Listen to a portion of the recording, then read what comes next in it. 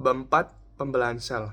Jadi pembelahan sel adalah proses reproduksi pada tingkat seluler yang memungkinkan organisme tumbuh, berkembang, memperbaiki jaringan, dan menghasilkan keturunan. Yang mana pembelahan sel ini dibagi menjadi dua, yaitu mitosis dan meiosis. Yang pertama adalah mitosis. Jadi mitosis adalah pembelahan sel somatik atau sel tubuh yang menghasilkan dua sel anak identik dengan jumlah kromosom yang sama seperti sel induknya atau diploid.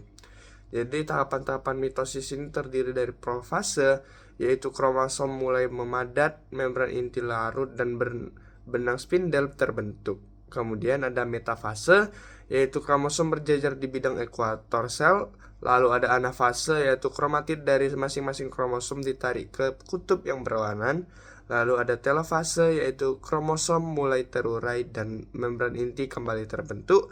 Lalu ada sitokinesis, yaitu sitoplasma terbelah dan menghasilkan dua sel anak identik. Yang kedua adalah meiosis.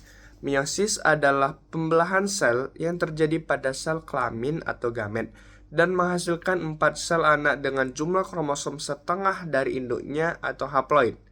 Jadi meiosis ini terdiri dari dua tahap utama, yaitu meiosis 1, yaitu pembelahan reduksi di mana jumlah kromosom dikurangi separuh. Yang mana tahapan meiosis 1 ini terdiri dari profase 1, metafase 1, anafase 1, dan telofase 1. Kemudian ada tahapan meiosis 2, yaitu mirip dengan mitosis, menghasilkan 4 sel haploid. Yang mana tahapannya itu profase 2, metafase 2, anafase 2, dan telofase 2. Jadi meiosis ini penting untuk variasi genetik melalui proses crossing over, yang mana pertukaran segmen kromosom pada profase 1. Lalu gametogenesis.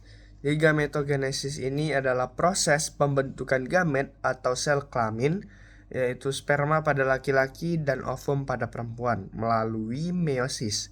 Jadi gametogenesis ini terdiri dari yang pertama spermatogenesis pada pria, yaitu proses pembentukan sperma yang terjadi di tubulus semifinerus testis, dan juga spermatosit primer yaitu diploid yang mengalami meiosis untuk menghasilkan 4 spermatid atau haploid yang kemudian berkembang menjadi sperma matang.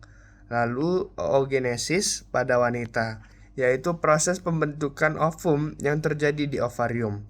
Jadi oosit primer atau diploid menjalani meiosis, tetapi hanya satu ovum matang yang dihasilkan, sementara 3 lainnya itu menjadi badan polar yang tidak fungsional. Jadi gametogenesis ini penting untuk menghasilkan sel kelamin yang siap untuk fertilisasi, di mana sperma dan ovum berkembang dan bergabung untuk membentuk zigot dengan jumlah kromosom yang lengkap.